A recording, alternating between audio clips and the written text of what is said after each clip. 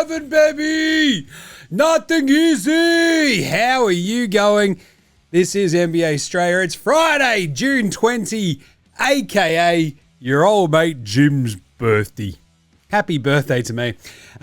Very exciting, I guess, as it is. Got woken up by the squids this morning. Some awesome presents. But mostly, the best present I got was a Game 7 coming on Monday as the Pacers win Game 6. I'm your host, James Clements. This is NBA Straya here in Larry Armour Studios. We have our first Game 7 since my birthday 9 years ago, which was awesome. So we're going to cover that in today's show, obviously. That's what we do here. I'll do a little bit of Lakers sale follow-up. There's a couple of bits and bobs I want to hit on again. A couple of little draft things, because that is coming up very, very quickly. Mostly, though, we're going to set you up for Game 7 because we won't do a show before Game 7 because it's Monday, and I've got a big weekend of sinking tins and hanging out. So, with all due respect, I don't know if I'm going to be able to drag myself out of the gutter on Sunday to do a show. So, without further ado, we're going to wrap this one up with the That's on an iPhone, mate, no mate, Spud of the night, better than Lonzo Ball. We've got some great listener nars. We've got the Unpopular Opinion of the Day, Outback Takehouse. There is a Luke Longley Memorial Role Player of the Week, and then we will preview Game 7, baby! Nothing easy! So, episode 1292 of NBA Straya. Let's go! The worst of days! This is Josh Giddey. G'day, this is Andrew Gaze. This is Jack White. This is Joe Ingles. This is Dyson Daniels. This is Chris Anstey. This is Matthew Delvedova. This is Shane Hill. You're listening to NBA Australia. And you're listening to NBA Australia. And you're listening to NBA Straya. And you're listening to NBA Straya. And you're listening to NBA Straya. You're listening to NBA Australia. And you're listening and watching NBA Straya. This is NBA Australia. Let's do it.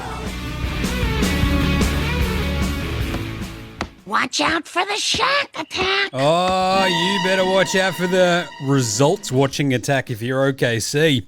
Oh, geez, kind of felt a bit like that, didn't it? Hey, let's start today's show the way we start every show here at NBA Straya with a daily. Oh, is it a whip around, is it, Jim? Yes. I don't know. There's nothing really to whinge about today. What a great present that was. A Game 6 that I picked the Pacers in. We had the under as well. Hopefully you followed all the vibes over at Dabble, hit a couple of other things as well. So make sure you're doing that if you haven't already. We'll have an absolute raft of things for Game 7, which will be the final game of the NBA season, obviously. I cannot wait. But before we do all this, wrap up and stuff, obviously the big things from today, Halliburton was good to go-ish. Played okay, played fine, hit some shots, actually hit a shot on the left-hand side of the floor, which is interesting. You had Shams before the game going, doctors told Tyrese that his calf strain's a multi-week injury. It's the NBA Finals. He can walk, so he's playing. Shams, that is a dude with absolutely fucking zero aura. Woj at least leaned into the fact that he was just a fucking, giant weird nerd. Shams thinks he's cool, and he's so fucking uncool. It's like the same with Schefter. It's just, at least Schefter, though, realizes he's a bit of a dork.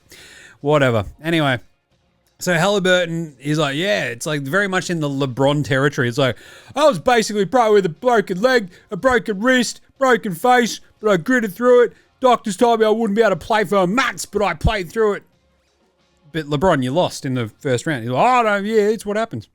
But anyway, the Halliburton thing was pretty fucking real, right? A calf strain is pretty tough at the best of times. They even did, and this is what I said on yesterday's show, right?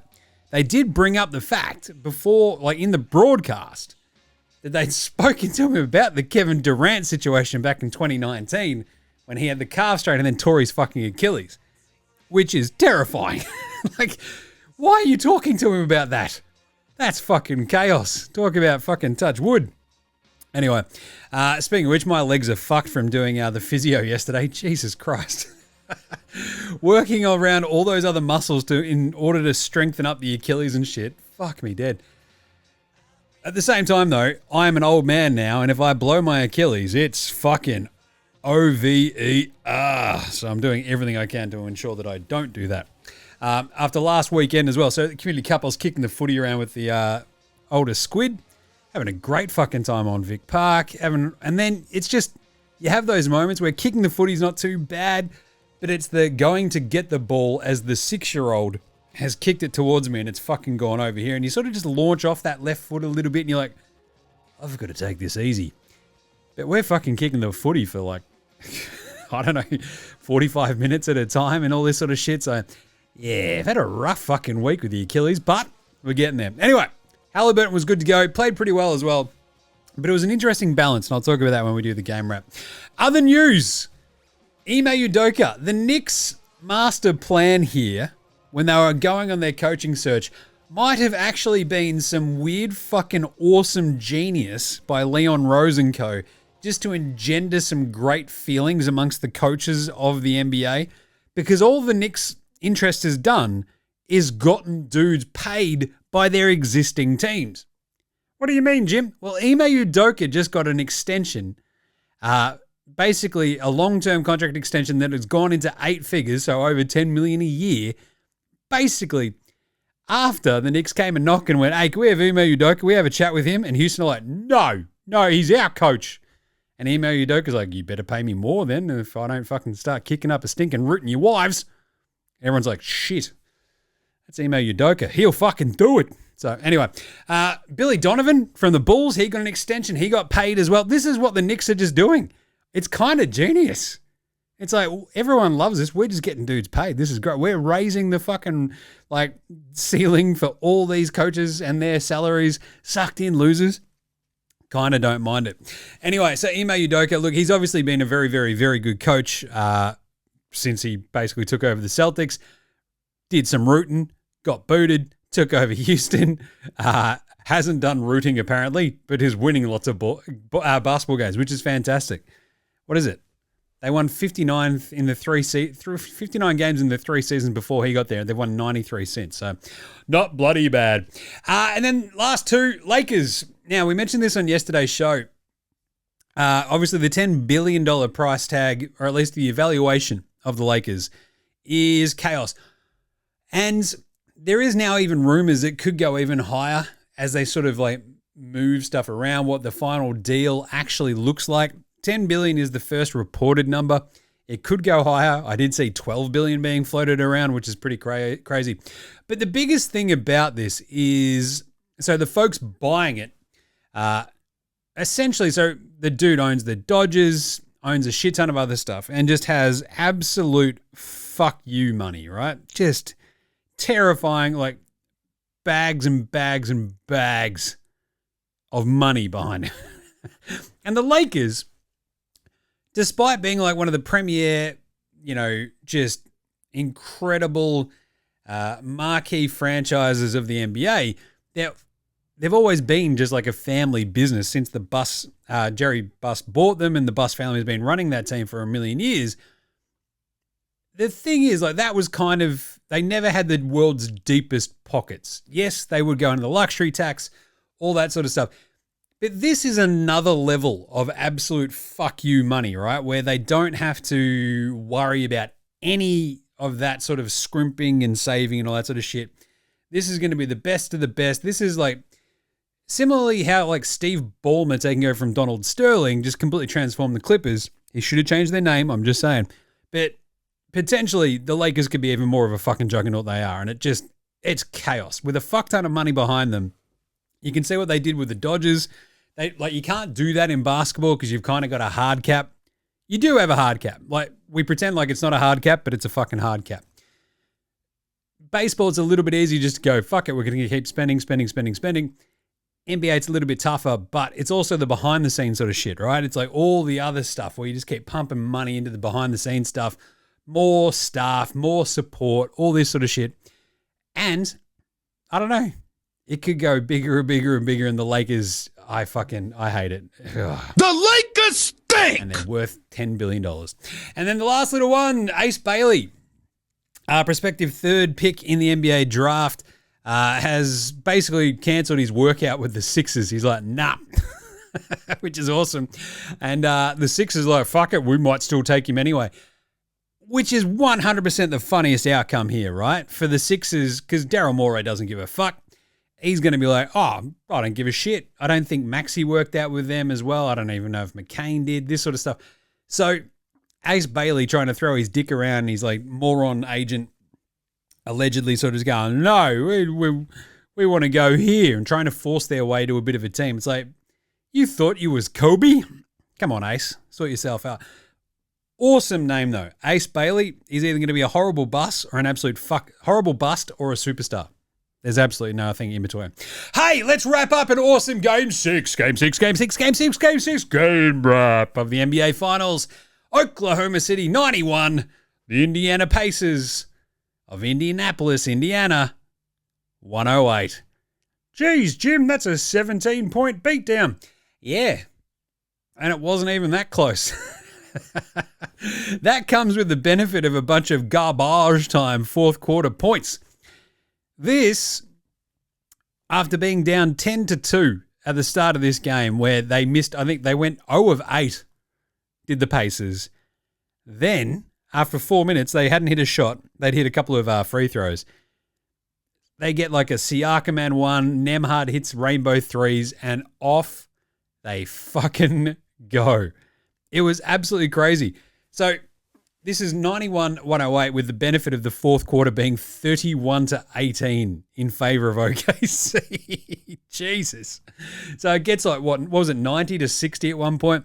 But how did we get there? Jim, wrap up the game for us. Okay, very, very, very easy, because this was a story, as we've seen all the way through this NBA Finals, of three-point shooting and turnovers.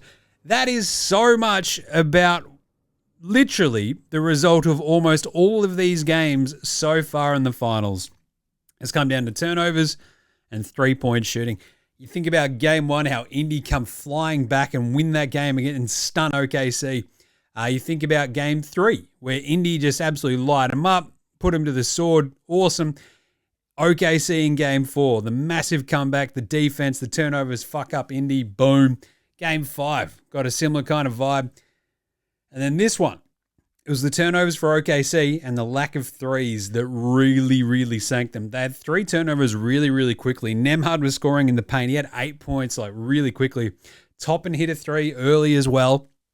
And as soon as you have Toppin and TJ McConnell essentially like dictating terms of engagement in an NBA Finals game, you've already lost, right? If you're OKC.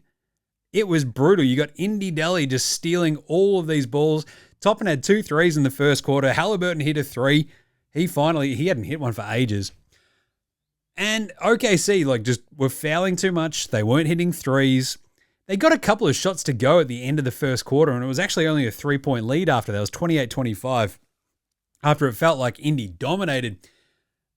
And then, so it's 28-25 after the first quarter. And then the second quarter, OKC score straight away. But this was the crucial difference between this game 6, and most of the rest of this series, right? Is that when Indy basically got the ball, they didn't fucking give it to Oklahoma City. They weren't turning the ball over. They only had 2 turnovers for the vast majority of the most important part of this game, which was the first half, and especially that second quarter where they outscored them 36-17, right? There was a couple of moments in that second quarter where OKC, they had their turnovers and Indy just cool, we're scoring. And you're like, Jesus, this completely changes the complexion of the series, of this game. If Indy are forcing turnovers and scoring off it, as opposed to the other way around. Remarkable, really. But you had TJ and Nembhard causing all sorts of fucking havoc in this game, especially when SJ and J-Dub were really threatening at the start of the second quarter. It was the role players of Indy that sort of stepped up, and there was this massive moment, right? Chet misses an alley-oop. Naismith goes back, hits a 3 with 5 minutes left in the second quarter. And it was the biggest lead of the entire series for the Pacers. 45-33. And then he cans another 3, and then he gets an and 1. Halliburton hits his 3rd 3. Nembhard's causing all sorts of havoc, and you turn around and it's 56-30 fucking 9. Like 6 players on Indy had more than 7 points. Then they force a couple more turnovers. It's an 18-point game with a minute to go in the second quarter. And Siakam absolutely puts the capper, like he's Warwick fucking Kappa, on this one. They're up 20 with 35 seconds left in the second quarter. And you're like, what the fuck just happened? He absolutely yams one on J-Dub. And it's beautiful. Chet misses another shot, and Siakam hits a buzzer beater at the half, 64-42. It was absolutely incredible, and it was exactly what I said in today's video, right? In the finals in a minute video, that it's the collective of the Pacers that'll win this game if they're going to. And that's exactly what it was in the first half. Siakam ends up with 13 points, but he did so much of his damage really late in the second quarter. Halliburton had 12 points. You had Nembhard with 10 at that point as well. Naismith with 9. TJ McConnell had 8 points. Miles Turner had gone 0 of 6 in the first half, and it didn't fucking matter. Like, it was incredible. OKC at the half were 1 of 11 from 3, and they had 12 turnovers. Indy were 9 of 24 from 3 and only had 2 turnovers, right? It was absolutely what dictated this game. Indy had scored 16 points to 2 off turnovers, and there was 3 total OKC bench points in the first half. 3! It was an Aaron Wiggins 3, and that was it. Versus 19 from Indy, where they got a bunch from TJ and Obi and stuff. So it was the immaculate half for the Pacers. And then they sort of just pushed the advantage in the third quarter, where they were playing each other to a standstill in the first, 4 minutes. No one scored until there was 4 minutes to go. We're 4 minutes into the fucking third quarter. It was crazy. Turner missed 2 more shots. He was 0 of 8. It was crazy. Still 64-42. Indy end up getting the first 2 buckets of the second half with about 8 minutes to go. It's Halliburton with a floater and Turner off a beautiful no-look Nembhard pass in the paint. So it's 68-42.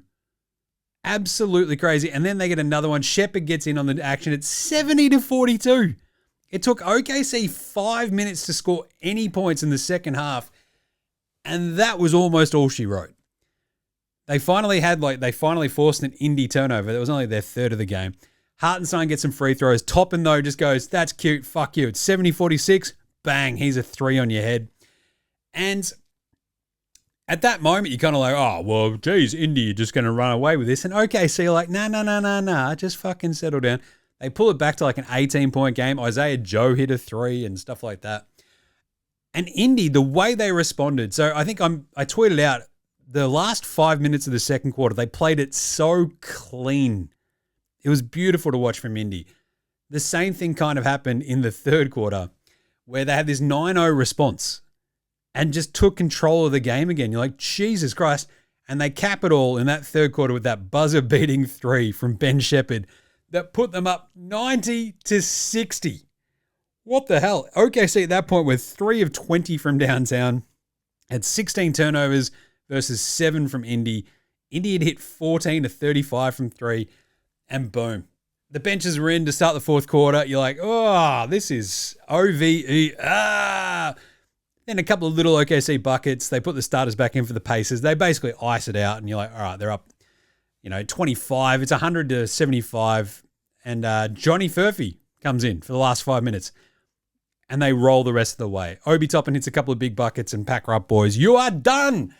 Everybody gets a standing ovation as they come off. It was awesome. Miles Turner, because obviously Game 7's in OKC. So this is those Indy fans absolutely lapping up. And there was a couple of there was one other thing. There was a great stat by Caitlin Cooper. She pointed out the average pickup distance for the Pacers on defense in games 1 through 5 was 56.9 feet. The average pickup distance for the Pacers on D in game 6 was only 41.4 feet. So they were just like, aha, check this out. Just absolutely hounded OKC into all these turnovers. Be fascinated to see what actually happens next time round, but wow, they fucked them up. They really did. 21 turnovers for OKC. 21! The starters made 1 3 for the Thunder. A single 3 for the starters, and it was Dort. Like, 1 of 13 combined for your starters from downtown. Just, you're not going to win a finals game that way, right? 8 of 30 from downtown overall, and a couple of those were late. Isaiah Joe ones, whatever. They shoot 42% from the floor. They get 41 rebounds, but again, this is the crucial thing. India's defense was that good. OKC ended up with only 14 assists. You might remember back in game 4, right, where Indy sort of get it all back on track. No, game 3 maybe. Yeah, it was game 3, right, where they fucked them up. 116-107. Yeah, game 4, obviously Indy win. Game 5, Indy win.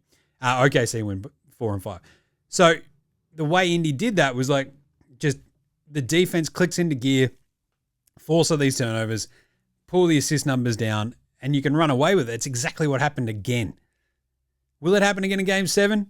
Probably not at home, but here we are. 14 assists. SJ ends up with 21, 4 and 2. Jeez, Jim, it's not that bad. Yeah, he had 8 turnovers. Yeesh. 7 of 15 from the floor, 0 of 1 from downtown. Some pretty shitty fouls called in his favor early on too. 7 of 8 from the free throw line, but didn't do much in the second half. J-Dub, 16 points, 3 rebounds, 1 assist, 3 turnovers. Remarkably, a minus 40 for Jalen Williams in 27 minutes. Yeesh. Chet was horrible. 4.6 rebounds, 2 of 9 shooting in 24 minutes. Dort, 1 of 5 all from downtown. Hartenstein, hello. Gave him a little bit of something there, but too little, too late. 10 and 4. Caruso, he was my pick for like them popping off. If they were going to win, Caruso would lead the way. They got their heads kicked in, and he did not lead the way. 22 minutes, 0 points, a minus 33. Putting on a Caruso, 0 of 2 from the floor. Case Wallace, very little. What did he end up with? 2 points in 14 minutes. You had Aaron Wiggins with that 1 made 3. He went 1 of 4 from the floor. 5 points total because he hit a couple of free throws. Isaiah Joe hit 2 threes. He ends up with 11 points. A lot of garbage time for him. And that was kind of it, right? You get Jalen Williams in there late. The other Will. I hate how they can't call him the other Jalen Williams, Jalen Williams, J Will, because but that's the nickname of the other Jalen Williams. It's like, I feel like we can figure this out. Really? J-Dub. It's like, oh, fuck me. Anyway, an absolute horror show for the Thunder, whereas the Pacers, only 10 turnovers for them. That's beautiful. 41% from the floor. They win the rebounding battle. They hit 15 of 42 from downtown. They had 16 steals. That's so many. They caused all sorts of havoc. It's exactly what OKC did to them, right? Time after time in this series. Halliburton ends up with 14 points, 5 assists, 3 of 7 from downtown, 5 of 12 shooting, and 2 steals. He looked like dog shit early on. Don't get it twisted. Horrible. And then they all sort of just got into a bit of a collective groove, and he looked a lot better. And as soon as he hit a couple of shots, feeling very, very good about that. The threes were very important. Siakam, great game. 16 points, 13 rebounds, 3 assists and a block. Really just sort of did the Siakam thing of filling in the gaps, causing all sorts of havoc. Great defense. The rebounding was fantastic. He, I thought, was terrific. Turner, only 3 points, 4 rebounds, 1 of 9 from the floor, 0 of 3 from downtown. You're breaking my heart here, Miles. Naismith, 10 points, 2 rebounds, 3 assists. He went 2 of 6 from deep. As I mentioned, those threes that he hit in the second quarter were massive. Massive. Nemhard was incredible too. 17 points, 4 assists, 3 steals, 5 of 7 shooting, 3 of 5 from deep. And then the bench. Ain't no stopping Obi Toppin. Those threes huge for him. He goes 4 of 7 from downtown, 20 and 6 for Toppin. Mathurin. Oh boy. He had a rough one. 1 of 6 from the floor, 0 of 5 from downtown. 2 points, 4 rebounds, an assist, and 2 steals. A minus 14 for Benny Mathurin in a game that they won by 17 points. It was so bad. TJ McConnell has 12 points, 9 rebounds, 6 assists, and 4 steals. He was absolutely fucking amazing. Shepherd played 20 minutes. He hit a big 3, obviously, at the end of that third quarter. 3 of 7 shooting overall, 7 points, 5 rebounds, and 2 steals. And our man, Johnny FURPHY, got in there for 6 minutes at the end. Love that. Outside of that, Tony Bradley, not horrible. 3 and 2. Picked up a tech foul. Tried to start a fight. Enjoyed that a bit. Yeah. Thomas Bryant hit a 3. Got a raucous applause. But wow. What a win for the Indiana Pacers. The series is tied 3-3, and we have our first NBA Finals Game 7, baby! Nothing easy since 2016, which is this exact day, actually. Great moment in NBA Australia stat history. So it would have been just before NBA Australia started, getting shit-faced watching the on my birthday in Brooklyn, watching this awesome bar with a couple of mates of mine on the big screen, everybody losing their fucking mind during that Game 7 because it was awesome. Just watching as that, what was it? Artichoke dip in the middle of the table just went completely untouched. As everyone's like, yeah, nah, I'm good. Hot as fuck. I'll tell you what, I'd very much miss having a summer birthday when we lived in the States. It was fucking awesome. But beautiful day today, so not going to look a gift horse in the mouth. A couple of other little stats. OKC only had 8 stocks. Brutal, right? Indy had 21, so that's blocks and steals. Obviously, 15 of 42 from downtown for Indy versus 8 of 30. OKC had 11 fast break points. Indy had 22. 19 points from turnovers for the Pacers versus 13.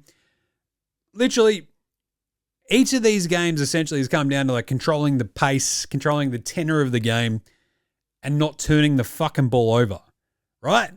And if you do that in Game 7, you probably win the game. And and we'll get to the Game 7 preview in a little bit, but geez, it's such a fucking chaos read, isn't it? Because every time you think you've got this series sorted, it throws a fucking curveball. All right, let's do an NBA Australia performance of the night, which is a pretty interesting one today. That's not a knife. That's a knife. That's a knife. I want to give this to Nembhard and TJ McConnell. Why is that, Jim? Well, like Halliburton gritting through the injury was pretty good.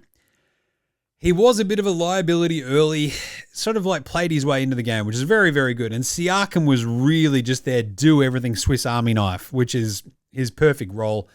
To the point where like they were like leading and kicking OKC's ass without Siakam having done much. And you're like, that's a fucking great sign for Indy, because the other read of this going into this game was like, we need a lot of Siakam. And that tends to not go as well, you feel? So the fact that Nembhard came in and was absolutely fucking on one early, hit 2 threes early. And Nembhard, I hit on this in yesterday's show, right? When Halliburton was out at the end of the Eastern Conference Finals last year, he was fucking incredible, was Andy Nembhard. And he was really fucking good tonight, even with Halliburton there. And the same thing goes for TJ McConnell. And this is the balance that I sort of talked about, I alluded to earlier. I feel like the balance was bang on, where you're not overloading Halliburton with too much ball handling.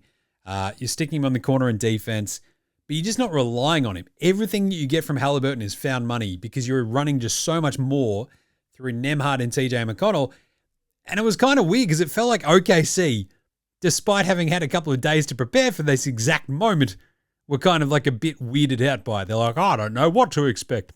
And then they kind of got a bit caught result watching, and here we are. But Nembhard, with the 17 points, 4 assists and 3 steals, was fucking incredible. 3 of 5 from deep. Great game from him. And TJ McConnell, 12 points, 9 rebounds, 6 assists, and 4 steals. They've got 8 steals between them versus the entirety of the Oklahoma City Thunder, which this incredible defense had 4. It's not bad. Not bloody bad. They set the tone for this game, Nembhard and McConnell. I thought they were fucking great. That's the NBA Australia performance tonight. And the other one, honorable mention, James Johnson, Bloodsport. He came on and got kicked out. How good was that? Hadn't played in the playoffs, gets on the court, goes, all right, who wants to fucking MMA some shit? And OKC's like, fucking none of us. And then he got booted. Absolutely incredible cameo from James Bloodsport Johnson. Who was Spud of the night, Jim? Spud, Spud, Spud, Spud, Spud, Spud, Spud, Spud, Spud, Spud, Spud, Spud, it is Spud of the night. Oh, Spud of the night. Chet, 2 of 9 shooting, 0 of 3 from downtown. Miles Turner, 1 of 9 shooting, 0 of 3 from downtown, 4 rebounds, 2 blocks though. I thought he was solid. He just missed his shots. It was kind of weird. Especially a couple of the threes. You're like, that's pretty good looks. Anyway, The Oklahoma City starters from downtown. As I mentioned, 1 of 13. Absolutely brutal gear from the Oklahoma City Thunder starters. Absolutely all spuds. And then, obviously, Benny Mathurin, 1 of 6 shooting, 0 of 5 from downtown. 2 points, 4 rebounds, 1 assist, 2 steals, minus 14. Minus 14 in a game they win by 17 points when he played 14 minutes. It's incredible. But obviously, J-Dub, his minus 40, actually set a record for the worst plus minus in an NBA Finals game since 1997, basically, which is the play-by-play era when they actually have all this. Absolutely incredible. Absolutely incredible. The J-Dub, minus 40. He scored 40 in Game 5. Remember? Holy shit. I'm not going to call him a massive spud, but he ends up with a total of 16 points on 6 of 13 shooting, 3 turnovers, 1 assist, and a minus 40. Yeesh. That's horrible. There's no other way to put it. This is horrible. There's no other way to put it. All right, who's old mate, no mates, though? Old mate, no mates. Old mate, no mates. Old mate, no mates. Old mate, no mates. Old mate, no mates. Old mate, no mates. Old mate, no mates, kind of a bit of a combination spud of the night as well. SGA tied the most turnovers ever in a Game 6 of an NBA Finals with 8 today. 8 turnovers, 2 assists. It's also a bit of an old mate, no mates, because it's like he's just got to be sitting there going, dudes, come and get the fucking ball. What are we doing? Help a brother out. I'm the MVP. Are we about to lose? Fuck. And then Oklahoma City in general, because even Stephen A. Smith, noted not lunatic. I don't know how much more of this I can take. I don't think I've ever looked forward in my life to going to OKC. I do now. I can't wait for Saturday night. I can't wait. Game 7, I believe it's a pick'em. It's anybody's game. Well, it's not a pick'em, but yeah, that's what he thinks it is. But yeah, shitting on OKC, I've never looked forward to going to Oklahoma City. That's pretty fucking funny. Because again, remember, Jim being a Sonics fan, fuck OKC. All right, pantsing of the night. This one was pretty easy as well because it was pretty fucking brutal. Pascal Siakam disintegrated Jalen Williams in transition. Put him on a poster. It was vicious. Just one of those vicious dunks where you're like, fucking hell. I need to check on that guy. It was fucking brutal. Like, you feel like Siakam comes up with blood on his hands kind of vibe. So yes, that's a bit of a pantsing when you get dunked on so brutally that the entire internet collectively loses its fucking mind. Yep, that's a pantsing. Finally, better than Lonzo Ball / Ben Simmons / Bronny James. Lonzo was the best player in high school. He was the best player in college. You think he'll get to the pros and be like, I made it to the pros, now I can be average. He's coming for everybody. Coming for everybody, TJ McConnell. And this is like a legit thing at this point, right? Who would you rather on your team? Ben Simmons or TJ McConnell? It's probably TJ. He actually plays. He's not a great three-point shooter, but he's not afraid because he's not a coward of shooting it. So, I don't know. TJ McConnell, fucking awesome. Is he better than Lonzo? Maybe not, but still in an NBA Finals and causing all sorts of havoc and changing the direction that these finals have gone, which is fucking amazing. TJ McConnell, you rule. And today was pretty bloody good again. 12 points, 9 rebounds, 6 assists, 4 steals, 6 of 12 shooting. He did miss 2 free throws early on where you're like, oh, I hope that doesn't come back to bite them in the ass. Narrator, it didn't.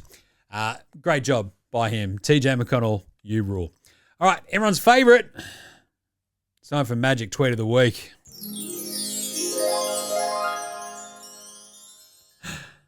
Job well done for my sister, Jenny Buss, for striking an incredible deal and picking the right person to carry on the Lakers' legacy and tradition of winning.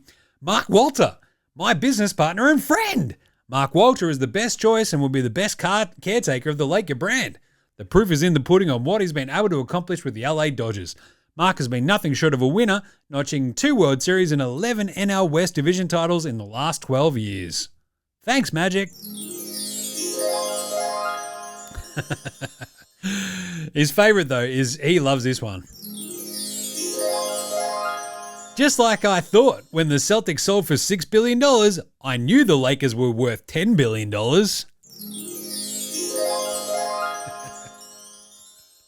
Thanks, Magic. That's so good. I love that he's just shitting on the Celtics in there from the fucking clouds. That's great. Anyway, that's some good stuff. How about finally a bit of Dickhead of the Week? Dickhead of the Week! Well, this one was pretty easy as well. This is ridiculous. Oh, Lord. Oh, Lord. When Stephen A. Smith was like, I'm glad Tyrese Halliburton is hurt.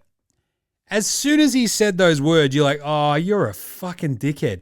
I understood that his entire point was like, I'm glad that we know that he is injured because that explains what what his performances are basically like, right? It gives us an excuse.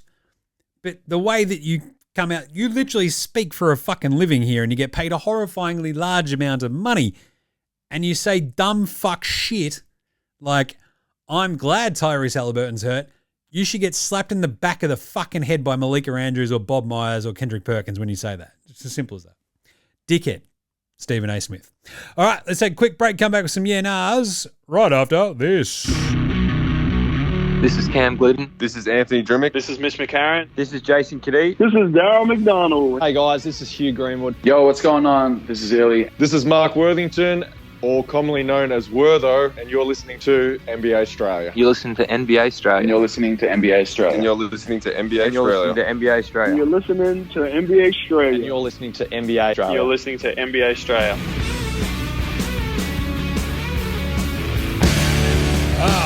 All right, let's do some yeah-nahas brought to you by you. That's right. You can shout us a beer, shout us a coffee. Just smash the link in our bio, follow the thing, prompts, and away you go. You can also sign up to the membership tier where you just basically pitch in, shout us a beer every month, and you get a extra unique standalone podcast each month. I'm taping the first one next week, so just saying, better jump on board, get on board, and away we go. So check it out, shout us a beer, shout us a coffee. Thanks to all the legends who have actually signed up in the last week or two. It's been fucking awesome. I appreciate it heaps. You guys are all legends, and appreciate all the messages that have come through as well. They're very, very, very much appreciated. So go check it out. Shout us a beer. Shout us a coffee. The link is in our bio across all the socials. Right. Yeah, Nas. Ace Bailey. Is he just trying to fuck over the Sixers? Yeah, nah. Because apparently he's trying to fuck over all the other teams that might think about drafting him, except for the one that he wants to go to. So apparently he is the only US-based prospect to not visit any teams. So he's declined all the invitations basically from 3 through 8. And to the point where people are talking about his dumbass, allegedly, agent, who was apparently asking to get paid to do on-camera interviews in the last year. Seems like he might be a bit of a dummy. And people are just like, oh, yeah. So he, as a dumb agent who was causing all sorts of havoc, being a bit of a dick, and everybody's like, oh, fuck this guy. And the way that they've sort of handled it is really fucking stupid. So he's basically not just doing this to fuck over the Sixers. It very clearly seems like he wants to go somewhere specific. And I don't know if that's New Orleans or Charlotte, Washington. Good luck with that. Brooklyn. I don't know. It's fucking weird because you're just costing yourself money, which just seems really fucking stupid. So he might just be a dummy, and so might his agent be. Awesome name, though. Right. Some other ones from today. Dan D. Love this one. He's also sent in the Outback Takehouse. Dan D. Yeah, nah, the fix is in. Only way Adam Silver allowed Pacers OKC finals was if it went to Game 7. Yeah, nah. You better believe it. Oh my God, I'm so excited by the first Game 7 in 10 years, basically. Oh yes, that's right, Jimmy. Matty O had the exact same, or very, very similar, right? Matty O wrote in, Adam Silver having the best week of his life. Lakers sale, Game 7 of the finals, draft next week. Yeah, nah. Oh yeah, Jimmy, you know it. Adam Silver's like, I've just cashed so many checks when it comes to getting my owners paid with the expansion fees by selling the Lakers for $12 billion. Yeah. So $10 billion being your Lakers like starting point. As I said on yesterday's show, right? It just means that he gets to charge through the absolute fucking nose for the 2 expansion teams. So he should, but just hurry up and give him a fucking Sonics. Because watching OKC in these finals has fucking sucked. Because in the back of my head, there's always this little voice like, going, just imagine if they were the Sonics, Jim. And I'm like, yes, they would be my most beloved team of all time since Gary Payton and Sean Kemp in their fucking pomp. Jesus. So yeah, it burns. It sucks. So let's go Pacers. But anyway, Adam Silver's having a great week because, yeah, the Lakers setting a record worldwide for the sale of a fucking franchise is crazy. And Adam Silver's like, excellent. Game 7 of the finals, he's 100% sorted this out. He's like, look, if I'm going to have 2 small market teams in the finals, we're going 7 games. We're going to get everyone's attention. We'll drum up some interest. It'll be fucking awesome. And then he's got the draft next week. It's all lined up. Because if there was any gap, I reckon, if OKC had have won today and you've basically got a full week until the draft, a bunch of interest sort of drops off before the draft next week, next Thursday, and then free agency, like, a couple of days after that, and you're like, Jesus, now you get all the hype. 2 days of build up to a Game 7 on Sunday night their time, Monday morning our time, and boom, you ride straight from a Game 7 into the final, into the draft a couple of days later, into free agency, into the summer, laughing. Adam Silver having a great week. Jez Oz, look at this. Playing all the hits. Love this. Hey, buddy, how special do you feel getting an NBA Finals Game 7 for your birthday? Happy birthday, Chief. Yeah, nah, I said it on this morning's video. That's all I wanted for my birthday, and I'm fucking stoked. Anyway, hey, if ever there was a time for someone to announce themselves as a bona fide superstar, I'm looking at you, Tyrese. Game 7 is it. Yeah, nah. If Tyrese Halliburton was healthy, I would 100% back this and say yeah. But I still feel like with him hobbled and on one leg,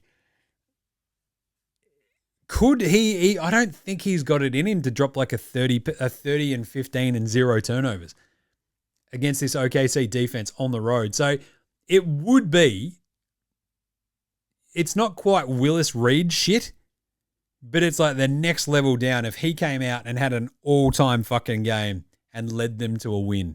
Like, that is superstar territory where it's like it vaults you a level in public perception. So it's a yeah. I just don't know if he can actually do it with he's only got the one leg. And the way they probably would win is if they play like they played today, where he's like making all the right basketball plays, doing all the sort of team things, and away we go. Yeah. It's an interesting one. If he could do it, it would be an all-time superstar moment. I will agree with that one, Jez. Second one for you. SGA wins the finals MVP even if they lose. Unless it's by 40 and or he has a shocker. Yeah, nah. I think SGA's been really, really, really, really good in these finals. But you sort of go back to the 2015 finals when I think that's probably the last time you had a chance to go, dude on the losing team should have won the finals MVP. That was LeBron.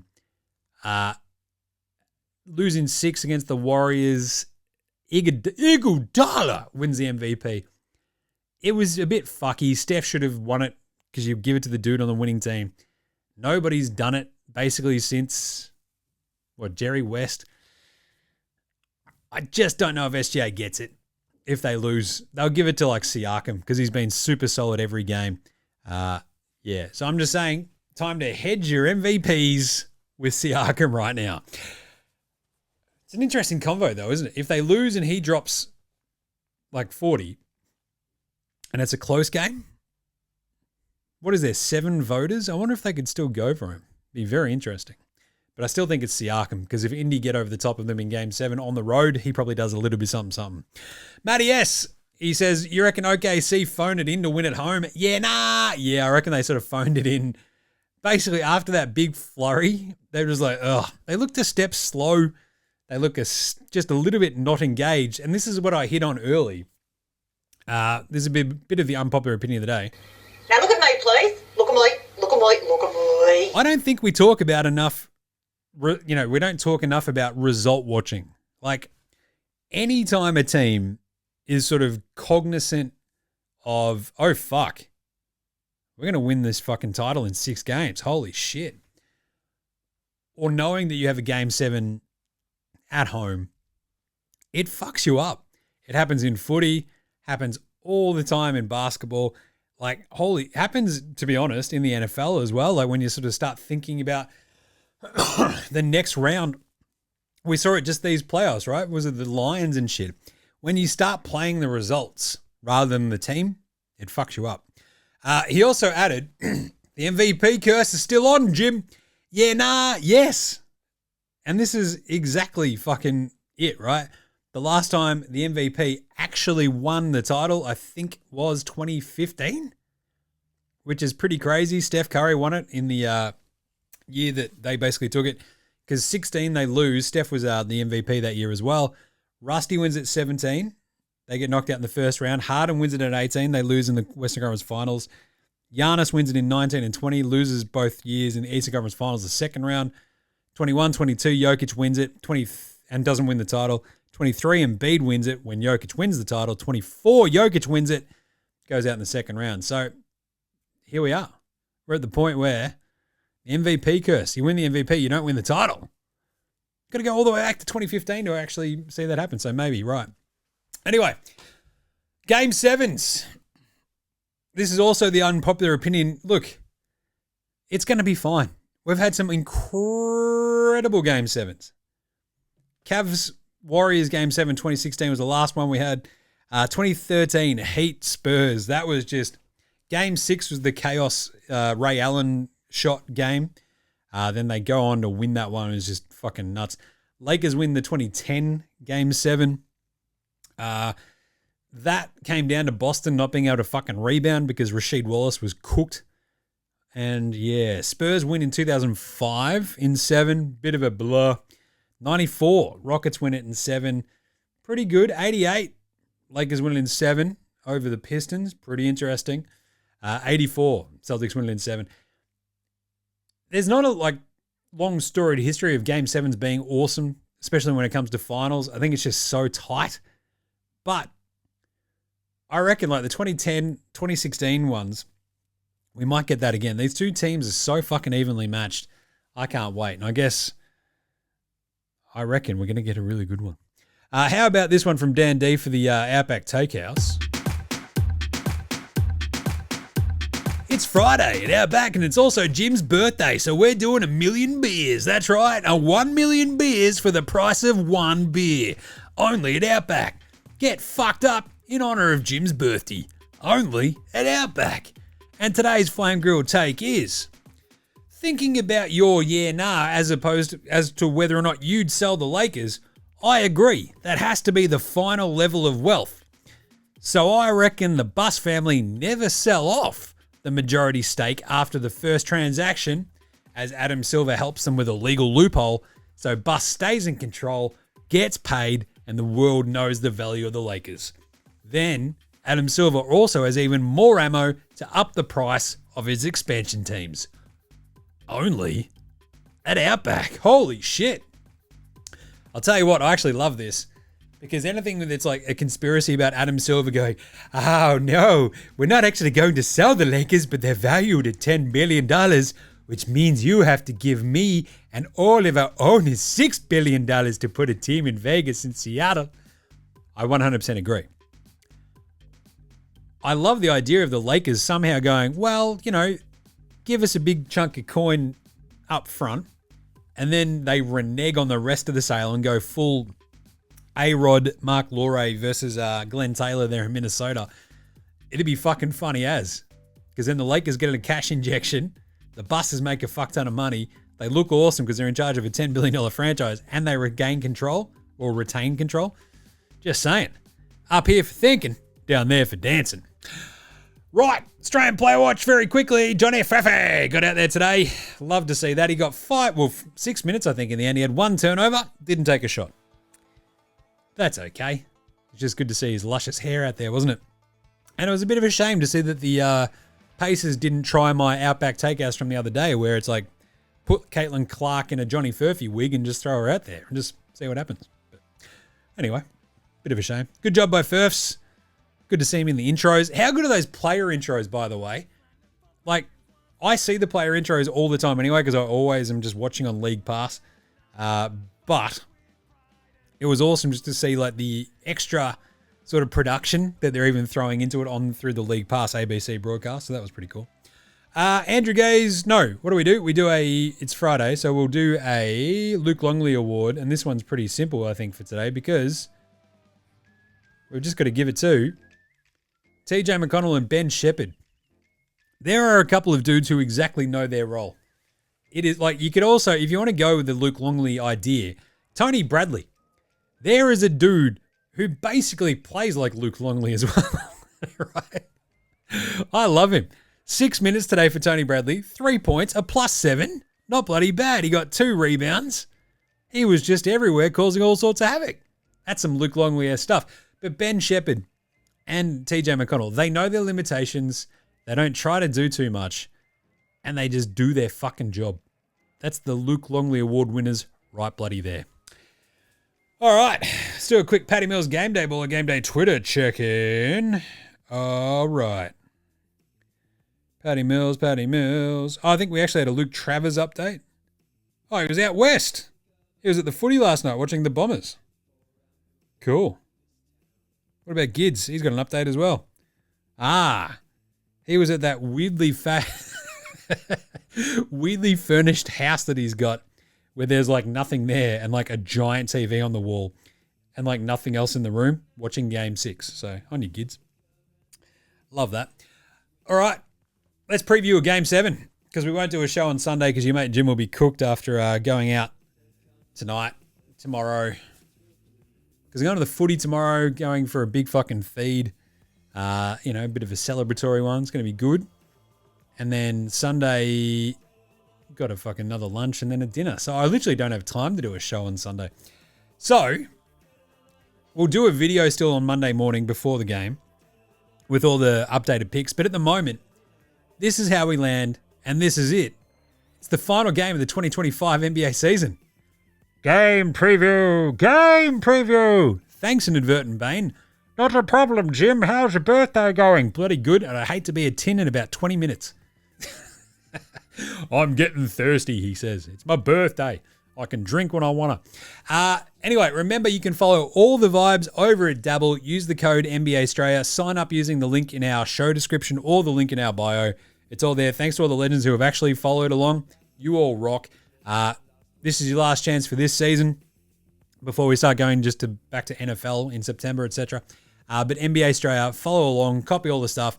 We'll have a million looks in there for Game 7 because it's going to be the last chance. We're just going to unload the clip. It's going to be unreal. Remember, gamble responsibly. Right, but anyway, tell them NBA Australia sent you. Use the code NBA Australia. Sign up using the link in our bio or the link in our show description. Appreciate you. Game 7, 10 a.m. on Monday. Oh, geez. How are we feeling? The Pacers are 8.5-point underdogs, which makes sense. And without beating around the bush too much, I'm going the Pacers. Why is that, Jim? Well, because I've picked the Pacers in every game this series, except for Game 2, where it was like wildly obvious that OKC would kick the fuck out of them at home after losing Game 1. And each of those picks ought to have been bang on. Games 4 and 5 were only fucked up in terms of the Pacers covering by one Benedict fucking Mathurin, who fucked Game 4 with his stupid away from the ball before the ball had been inbounded fouls, gives them free throws and the ball back. Therefore, the Pacers don't cover.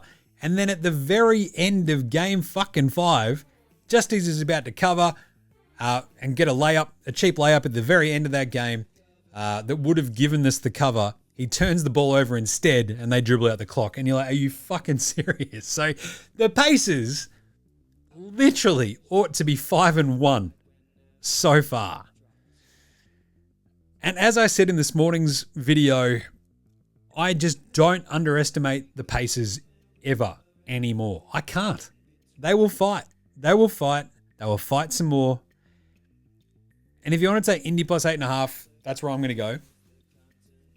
You can do the other thing as well if you think Game 7s, when we talk about Game 7s as well, some of them, we've even seen them in these playoffs, right? The Game 7s, you think about Denver OKC, where it just turns into an absolute fucking bloodbath.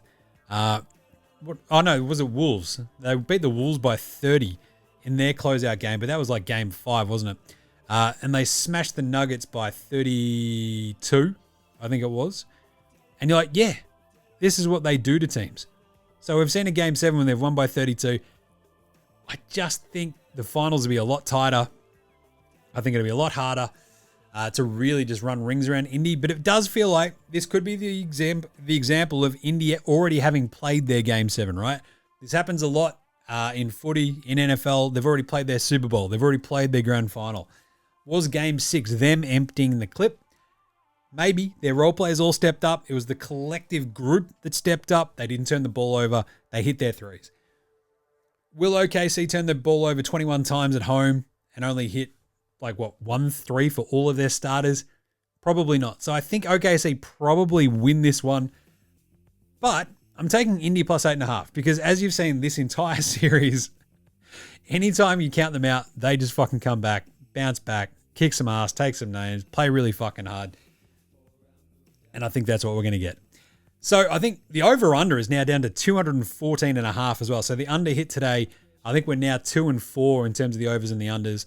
I'd probably go the under again because Game 7s are just usually really fucking hard and just brutal. The Denver OKC one though, 125.93. If you think OKC can run this one out and smash them, I'd probably still go the over though. Because they could put up like 130 and the Pacers just can't keep up because the defense of OKC is too good. But I think OKC's shot making has got its questions. Like if J-Dub has like a slightly off game, if Chet isn't that good, if SGA doesn't score 35, will Aaron Wiggins hit 4 threes? Will Isaiah Joe hit a couple? Will Kaysen Wallace hit a couple? Will Caruso put on a Caruso show? Maybe. So if you like OKC, I'd probably go the over as well. I like Indy plus 8.5 and probably the under because I think it turns into a fucking grind in much the same way that today's was, right? So with the player stuff for Monday's game, SGA, I think in a moment like this, he probably gets to around that 30-point mark because he just does that almost automatically. It's a bit of a tough one though. And J-Dub, he had 40 in Game 5, had a really tough one in his minus 40 Game 6. I'm probably going to steer clear of J-Dub, but I think his rebounds and assists will probably be fine. Chet is the one that I'm keeping an eye on. Chet and Caruso are the two that I'm like, ooh, hang on. Chet has been pretty fucking bad the last couple of games. It's like they can sort of throw quicker dudes on him. They can throw a bit of size on him when they need to with Miles Turner. He's struggled. He could absolutely have the game where it's like 15 and 10 and just be like, yep, g'day boys, I'm at home. I'm feeling pretty good. Gets them off to a flyer in the first quarter and doesn't look back. Caruso, he could come off the bench and have 20. It's a Game 7. It feels like a Caruso moment, doesn't it? I think this is a massive Caruso game. I think the basement for him is 10 points, 3-4 rebounds, couple of steals, couple of threes. Right there. Outside of that, the Wheel of Fortune of Death for the Oklahoma City Thunder role players. It's pretty hard to sort of judge who's going to step up at home. Wiggins probably 1 or 2 threes. He got a lot of run today. You think about Kaysen Wallace, who was awesome in Game 5. Barely heard from today. Maybe not so much. Dort, always a couple of threes, especially at home. I feel like that's a bit of a lock. So we'll see what goes on there. As for Indy, Siakam, he had the points, rebounds, assists hit again today. We gave you that one yesterday. He just got there with his final assist of the game too. 31.5. He got to 32. Jesus. I'll probably still go over as well because I think if OKC do win this, Siakam will just sort of be the one dude that they just really still struggle to cover. And he didn't need to do too much today. So I think he'll be fucking bang on for Game 7. He's been there, done that, won a title. Give us some more Siakam. So his points, rebounds, assists over, and probably his points over as well. Nemhard, 10-4-4. We love going the 10-4-4 for him.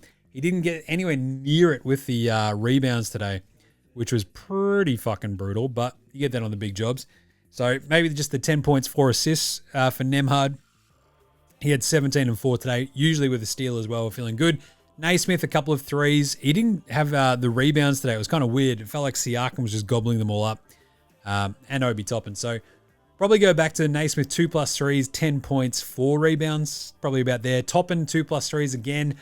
Interesting on the road. I'm not sure if I really trust his threes away, but he's going to take them. And you know he's going to take them. So 2+ threes by itself. Why not? Miles Turner. How do we feel about Miles Turner? He's had a real fucking strange finals, right? He's had a pretty good defensive run, but scoring-wise, he's had like a couple of little blips and then just a lot of dog shit. So I'm probably going to steer clear of Miles Turner. And TJ McConnell finally, 10, 4, and 4. It's the TJ special. Let's go, TJ. Indy Delhi, baby! You'll be in the club sinking Corona tins just after last time we had a Game 7. Otherwise, Benedict Mathurin. So he had another shit one today. We've talked about Benny Mathurin before where it's like, 1 or 2 games per series he's like been pretty bloody good. He's only had the one game this series. He was decent in Game 2. He had 14 points, but that sort of led into the 27-point explosion in Game 3. He had 2 really good games against the Knicks. He had 2 really good games against the Cavs. He had 2 solid games again against the Bucks. So he's already had the 2 double-digit scoring games in this series. Does he have another one in him? He's certainly getting a lot of looks. 1 of 6 today, 2 of 11 last game. Maybe. I just don't trust it, though. I'd much more rather trust me some TJ McConnell. So, either way. So, we'll have all of our final vibes, all the picks up on Double. So, on Monday, you go check all those out, copy them, follow along. Use the code NBA Straya. Sign up using the link in our bio or the link in our show description, and away we go. But for the minute, it's Indy plus 8.5 and the under.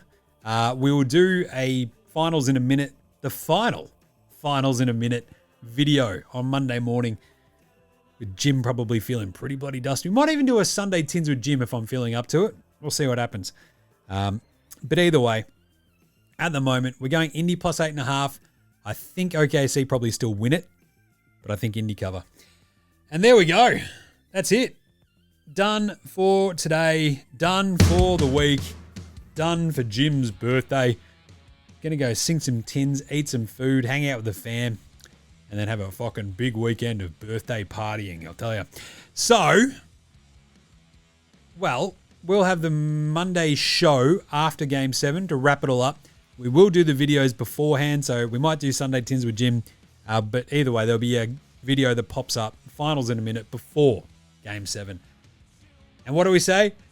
Nothing easy! Game 7, the baby! Thank you, Zaza. So make sure you're following NBA Straya on Twitter, Facey, IG, TikTok, YouTube, all the good stuff. Send through your nahs and all that sort of stuff for the Game 7 recap show. Hit us up. Get involved in the show as well. You can also support the show by signing up to the membership level of buying us a coffee, shouting us a beer, or you can just shout us a beer. The link is in our bio as well. The same thing goes for Dabble. The link is in the bio and the show description. Jump on there. If that's your thing, use the code NBA Straya. Appreciate all the legends who have signed up to the buy us a coffee, shout us a beer, and all those who have actually shouted us a beer. We got a couple of birthday beers. Thanks for all the shouts there. Absolutely legendary. I should actually do the proper shout out because we got Dan D as an actual new member. Where was the other birthday one? It was pretty good. Trenty! Buy yourself a birthday beer on me, Jim. Appreciate it. We had a couple of other ones. You all rule. Thanks, heaps. Legends. Big thanks always go to From Oslo for the intro and outro song They Rule. So to House Hats, Joshua De Laurentiis, Fascinated, Gold Mines, Ramshackle Army, Iowa, Section Green, and Dozers. They're behind all the tunes you hear throughout the show. Smash them all on Bandcamp, Apple Music, Spotify. If you listen to your tunes, do so. NBA Australia Sports, Australian bands. So should you. And that's it. We're going to we'll chuck a Cooking with Bainesy on the end of this one. And you'll see you in the video on Monday morning or Sunday night, depending on how we're going. This is NBA Australia saying, Game 7, baby! Happy birthday to me. Look after yourselves, would you? Have a great weekend. And later, Hosen! Come on, faces!